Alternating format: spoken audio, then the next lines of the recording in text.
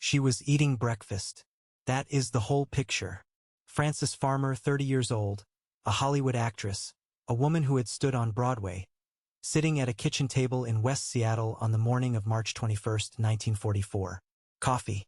A plate. The quiet sounds of an ordinary house waking up. 3 men came through the door. Frances Farmer probably thought it was a mistake. That's what anyone would think. Men don't come through your front door at breakfast unless someone has the wrong address. Her mother was in the next room. Lillian Farmer, the woman who had, the day before, walked into King County Superior Court and signed a complaint saying her daughter was dangerous, that she couldn't be controlled, that she needed to be locked away. The 3 men were orderlies. The straitjacket was already in their hands. Frances Farmer didn't understand yet that this wasn't a mistake, that her mother had planned it for months, that the paperwork was already filed, the commitment already approved, the destination already chosen. What she had built, her career, her name, her legal right to her own life, was about to be handed to the woman who had always believed she should have controlled it. Everything after that morning was different. She just didn't know yet how long it would last. One moment changed everything. The tragic Muse finds the moment's history buried. Subscribe so they are never forgotten.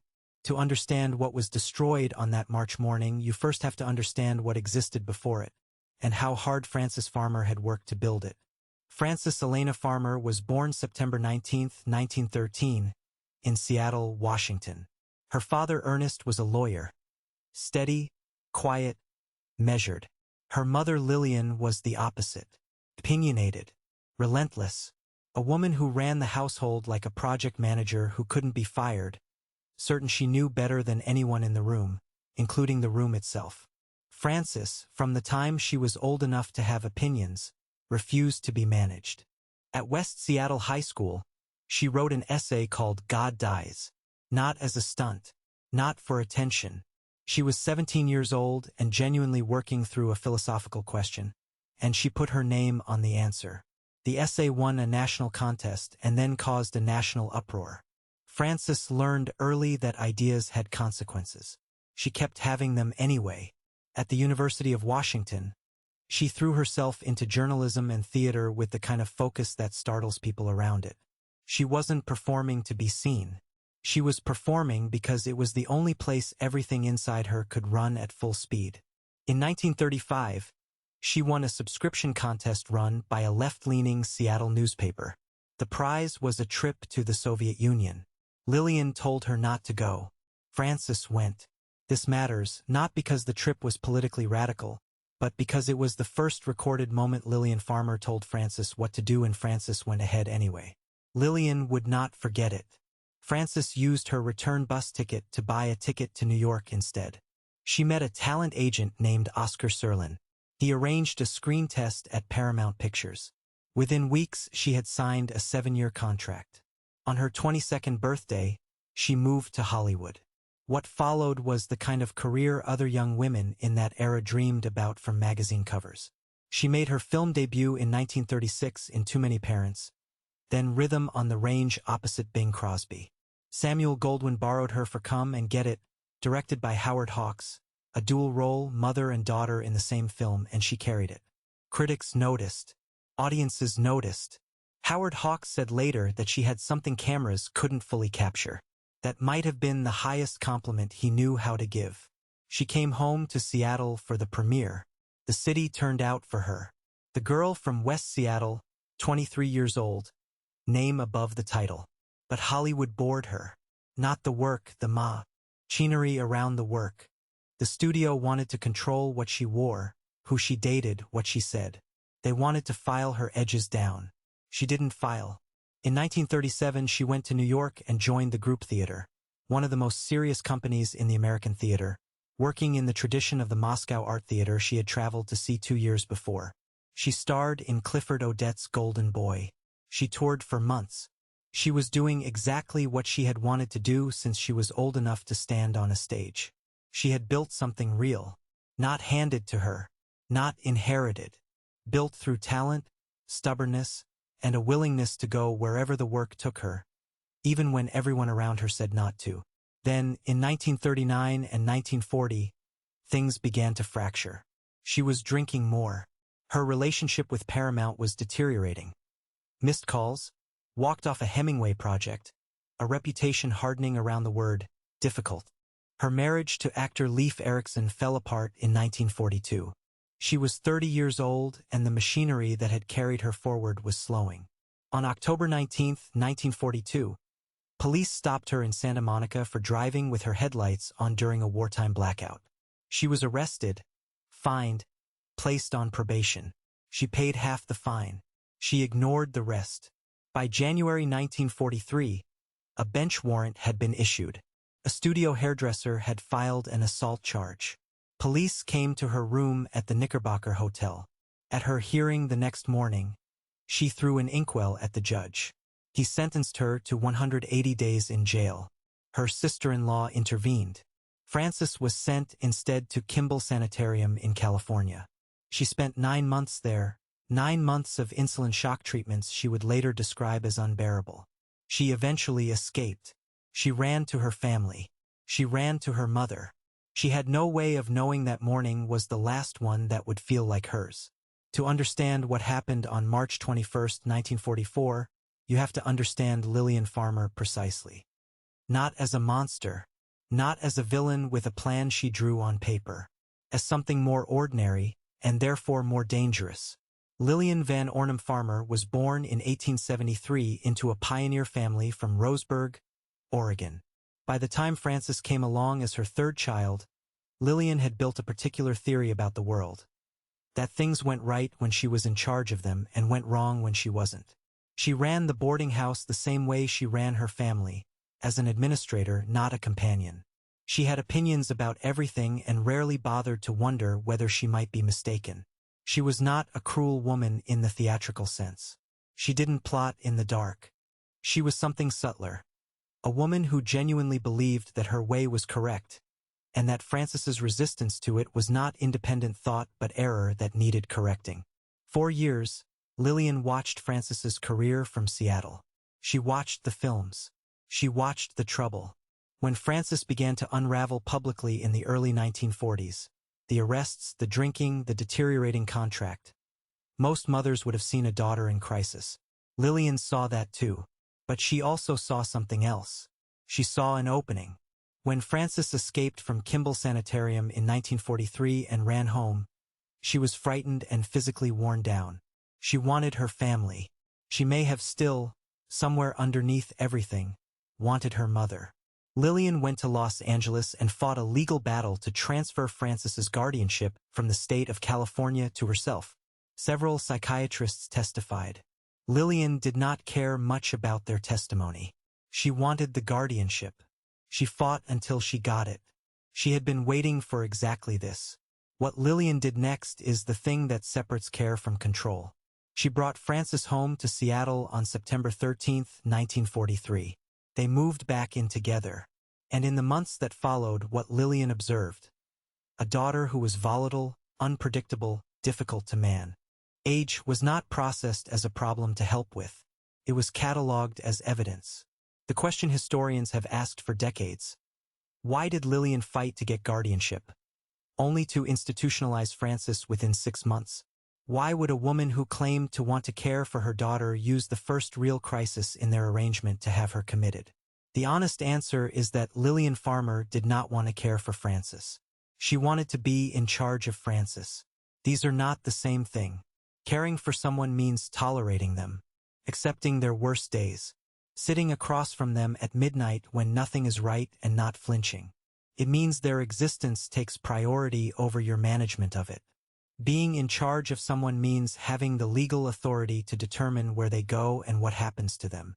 For 30 years, Lillian had not been in charge of Frances. The Soviet Union trip, the move to New York without asking, the group theater, the marriages Lillian disapproved of, the politics she found embarrassing, the essays, the way Frances walked into a room as though Lillian's disapproval was weather, something to note and then move through. Now, for the first time, Lillian had the paperwork. On March 20th, 1944, Lillian Farmer walked into King County Superior Court and swore out a complaint. She told the court that Frances had become physically abusive. She described a specific incident. Frances had grabbed her wrists and pushed her into a chair when Lillian asked her to turn down the radio. "My arms became black and blue," Lillian testified. "I realized at once that she needs institutional care, as I am entirely unable to control her at home." Unable to control her. Those were the words she chose in a courthouse on record. Not, "I am unable to help her." Not, "I am afraid for her safety." Not, "I don't know how to reach her." Unable to control her. She had been building toward exactly this.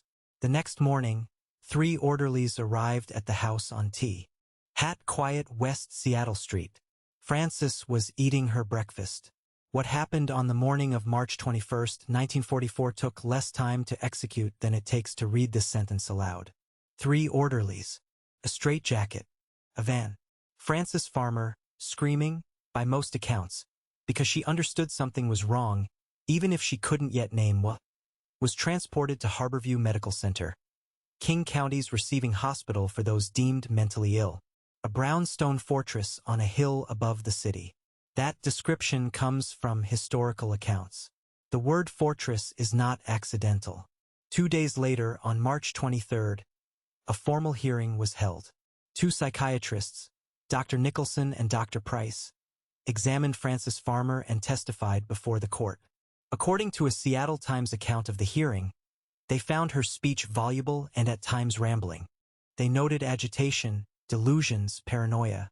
They testified she was legally insane and showed signs of schizophrenia.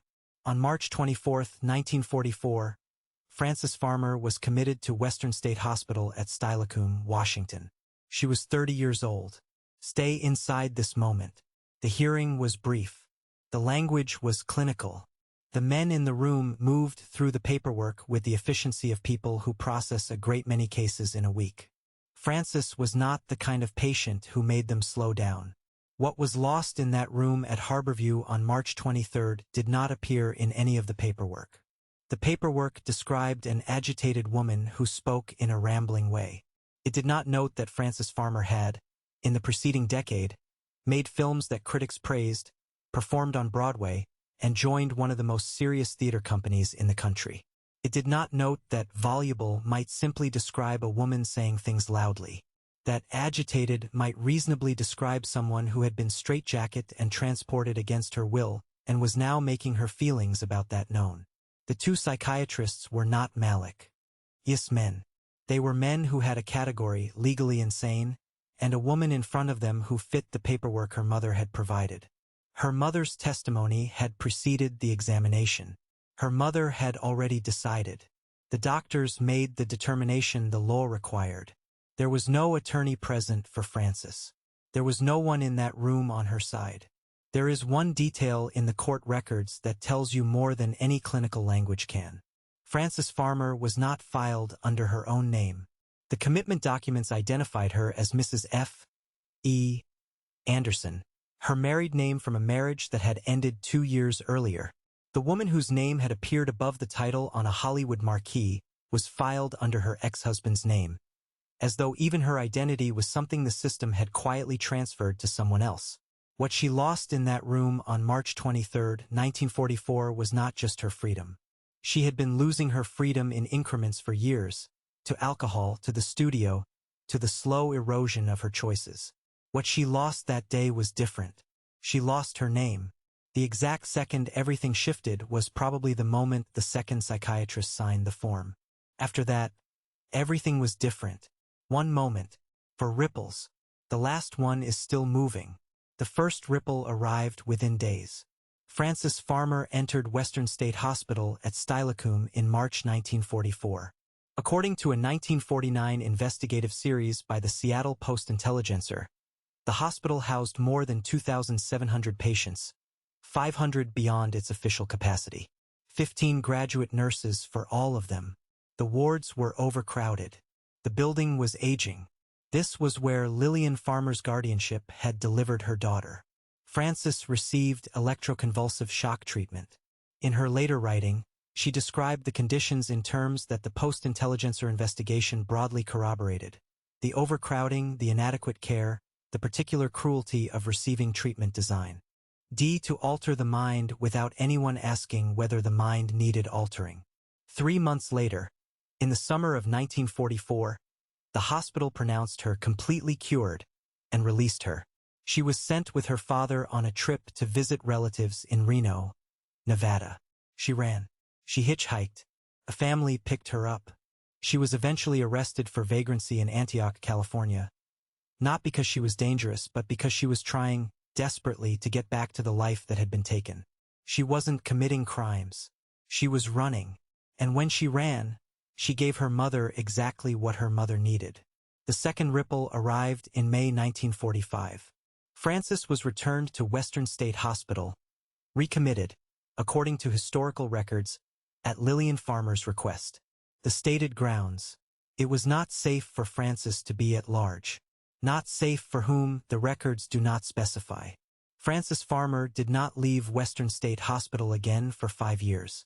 This is the ripple that stops most people when they first encounter this story. Not the initial commitment, the second one. Because the second one required Lillian to go back to the court and argue, again, that her daughter needed to be confined. She made that argument, and the court agreed. During those 5 years at Western State, producers sent word through press contacts that they wanted Frances for a film called The Enchanted Forest, for a Broadway production called The Incredible Woodhull. These offers were reported in the newspapers. Frances was in a ward at Steilacoom. She did not receive them. The first ripple had made the second possible. The second destroyed something specific: the possibility of return. An actress can survive scandal. She can survive arrest. She can survive years away from the screen. What she cannot survive intact is 5 years of institutional confinement in conditions the state of Washington's own press would later call deplorable. The first consequence made the second inevitable. The second made the third unavoidable. The third ripple reached beyond Frances entirely. Western State Hospital in the 1940s was not a secret. Journalists investigated it. The overcrowding was documented. The staffing failures were documented. Frances Farmer was not the only person inside those walls. She was simply the only famous one. What her story did after her death, through the books and films and songs written about her, was become a mirror held up to what had been happening in state institutions not just in Washington, but across the country. To people whose names nobody recorded, who had no one filing petitions on their behalf, who had never made films in Hollywood and so attracted no posthumous attention. Frances never knew this. She didn't survive long enough to see it. But the ripple reached people who were never in the room when it started. Her destruction illuminated theirs. The fourth ripple is still moving. In 1953, Frances petitioned King County Superior Court to void her mother's guardianship. The case was titled, "The Matter of the Insanity of Mrs. Frances Anderson." Still her ex-husband's name. Still legally that label. The judge agreed she could care for herself. He restored her competency. She walked out of the courthouse and got a job sorting laundry at the Olympic Hotel, the same hotel where Seattle had once thrown a reception in her honor when she came home from Hollywood. She was 40 years old. The 10 years between that age and 30, the years that are, by most human measures, among the most vital of a life, were gone. Not paused. Gone. She died of esophageal cancer on August 1, 1970. She was 56 years old. The fourth ripple, the one still moving, is the question her story refuses to stop asking. It is not a dramatic question. It is a quiet one. How many people were committed to institutions in the 1940s and 1950s by guardians who used the law not as protection but as a leash? How many had no biography written about them? No film made? No song? Lillian Farmer counted on the fact that those questions would never be connected back to a West Seattle kitchen on the morning of March 21, 1944. One moment. For ripples. The last one is still moving. Going back required 4 things. She came close on 3. The fourth was the one that could never exist. The first attempt was physical. She ran. When the hospital released her in the summer of 1944 and sent her to Reno with her father, she ran. She hitchhiked through California. She went with strangers in their car because any direction that was away from Western State felt like the direction of her former life. What that attempt required to work was simple: that the world she was running toward still existed. That the career had been paused, not ended. That there were people waiting for her, holding the door open. The door had closed. While she was at Western State, Paramount had moved on. The group theater had dissolved. The Broadway that had wanted her in 1937 kept no seat warm for actresses who had been committed to state hospitals. The offers for The Enchanted Forest and The Incredible Woodhull, the producers sent those through press contacts because they had no other way to reach her. No one held them past their deadline. The requirement was that time had not passed. Time had passed. Running back to a moment requires that the moment still exists somewhere for you to reach. Didn't. The second attempt was legal. When Frances was returned to Western State in May 1945, recommitted at her mother's request, she did not go quietly. Historical accounts describe her resistance. But in 1945, a woman who had been declared legally insane had no legal standing to contest that declaration. The framework gave her no mechanism. What this attempt would have required was that the same court system that had accepted Lillian's testimony now reconsider it, on the basis of Frances contradicting it. That was not how the law worked. In 1945, a person declared legally insane was not considered a reliable witness to their own condition. The diagnosis made Frances's objections evidence of the diagnosis. The more she protested, the more it confirmed what they had decided about her. The only way to be heard was to stop fighting. And stopping fighting, in a place like Western State in the 1940s, required a stillness she may not have been able to produce or should not have had to. The closed loop was not an accident.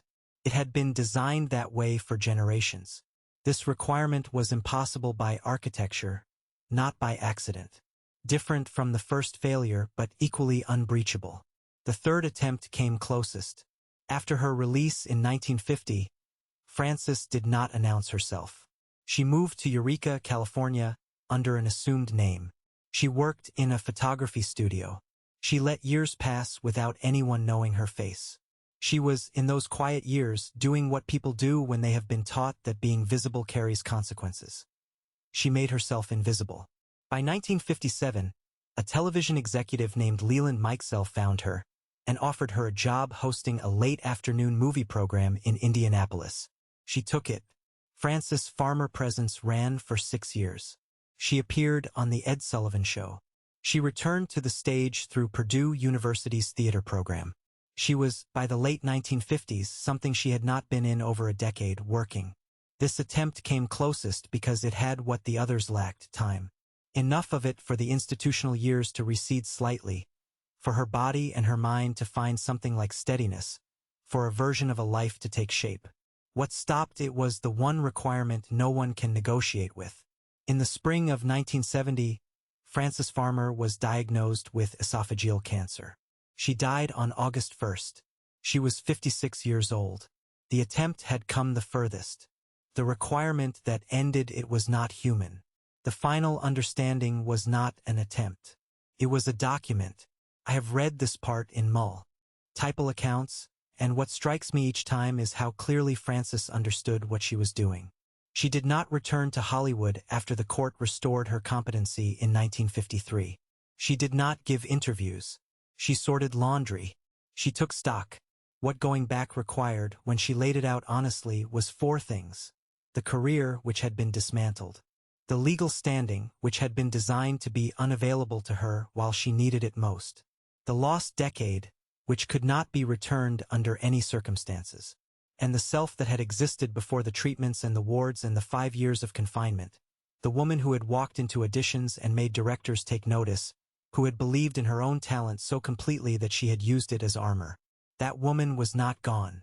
But she had been in places that change people. And no list of requirements could reverse the change. What Frances did with that understanding was right. In the final years of her life, she recorded herself talking about the hospitals, about the wards, about what she remembered. Her friend Jean Ratcliffe shaped those recordings into a book, published after Frances died in 1972. Titled Will There Really Be a Morning? She could not go back. so she made sure the record existed. This is what remained. Frances Farmer was released from Western State Hospital in 1950. She was 36 years old. The shape of what the years had done was not a visible wound. It was something subtler, a careful stillness in a woman who had once moved through rooms like weather. The woman who had thrown an inkwell at a judge and demanded her civil rights had, somewhere in the wards of Western State, learned that loudness had a price. She sorted laundry. She changed her name. She chose a city, Eureka, California, where nobody knew her face, and she lived there quietly for years. This is what the turning point had made her into. Someone for whom anonymity was safety. Someone who had learned that being seen carried consequences. The woman who had signed a 7-year contract with Paramount at 22 believed, the way serious artists believe in themselves, that her talent was a kind of protection. That if the work was real enough, if she was good enough, the world would let her keep doing it. She was wrong about that. She knew she was wrong. And knowing it had changed her in ways that couldn't be undone by a judge restoring her competency. In 1953, she went to Superior Court and filed her petition. The case, in the court's language, was still titled The Matter of the Insanity of Mrs. Frances Anderson. Still her ex-husband's name. Still that label, even on the document that was finally meant to remove it. The judge agreed she could care for herself. She walked out of the courthouse and went directly to the Olympic Hotel, the Grand Hotel in downtown Seattle where the city had once held a reception in her honor, the hometown girl who made good, and she asked for a job in the back room sorting laundry. I have read this detail in 4 different accounts. Every version describes it the same way, matter of fact, almost without comment, as if it simply happened next and what it meant is left to you. None of them quite stop long enough to ask what it meant for Frances Farmer to return to the place of her greatest public welcome and disappear into its back corridors. She had not forgotten who she was. She was making a precise calculation about who she could still be. Now go back to the kitchen. March 21, 1944. Frances is eating her breakfast. The house is quiet in the particular way that houses are quiet before the day has fully started. Her mother is somewhere nearby, in another room, knowing what is coming. 3 men are already on their way. She doesn't look up. She doesn't have a reason to look up. She doesn't know that in 9 years she will walk out of a courthouse and sort laundry at the hotel where they once celebrated her return. She doesn't know that the day ahead will cost her the career, the name, and the version of herself she has spent her whole life becoming. She doesn't know her mother went to the courthouse yesterday. She doesn't know the paperwork is already signed. She is eating her breakfast.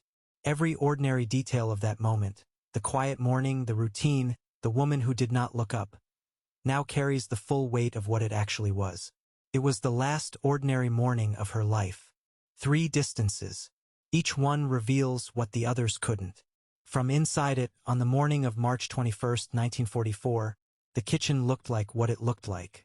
A quiet street, a routine morning, an intrusion that felt like a mistake. Frances was 30 years old. She had survived arrests, a sanitarium, months of insulin treatments. She had come home to try again. She knew her relationship with Lillian was volatile. She knew it was bad. What she did not understand, what she had no way of understanding, was that the specific legal architecture had been constructed around her while she was asleep. That the complaint was already filed. That the commitment was already approved. That this was not a crisis her mother was reacting to. It was the conclusion her mother had been building toward. From inside it, the moment looked small. It looked like one more thing in a life that had already had several. From 1 year after, by March 1945, the shape of what had happened was visible to anyone paying attention. Frances had been released in the summer of 1944, had run, had been caught, and was now recommitted at her mother's request. The career offers had come and gone unanswered. Lillian Farmer was still the legal guardian. The framework had held. From this distance, a careful observer could see that the commitment of March 1944 was not a response to a crisis. It was a structure. The crisis, the pushed chair, the bruised wrists, the complaint about the radio, had been a pretext. The structure was the point, the guardianship the leg. Al declaration of insanity, the authority over where Frances could go and what could be done to her. From 1 year out, the moment had not ended. It was still happening. From now, from the full distance of history, what is visible is something that was invisible at every closer distance. The turning point of March 21st, 1944 was not about Frances Farmer's mental health. It was not really about the radio or the wrists or whether her arms had turned black and blue. It was about a woman who had spent 30 years being uncontrollable. Not dangerous, not violent, but uncontrollable. And a mother who had spent those same 30 years quietly learning that the law offered something the domestic arrangement of their family never had. Authority. Lillian Farmer found a courthouse. She used it. And the mechanism she used, the guardianship law, the commitment process, the psychiatric testimony, was not unusual. It was not invented for Frances. It was in use in every American state in the 1940s and 1950s by everyone who had someone inconvenient in their lives and the standing to file a complaint. Famous people left records. Ordinary people did not. What looks, from close up, like the story of a troubled actress and a desperate mother, looks, from here, like something much more ordinary and therefore much more frightening. A daughter who would not be controlled. A mother who found the one system designed to make that irrelevant. The morning of March 21st, 1944. A quiet street in West Seattle. A woman eating her breakfast. That is what it looked like. What it was. A trap that had been closing for 30 years. Reaching its final inch.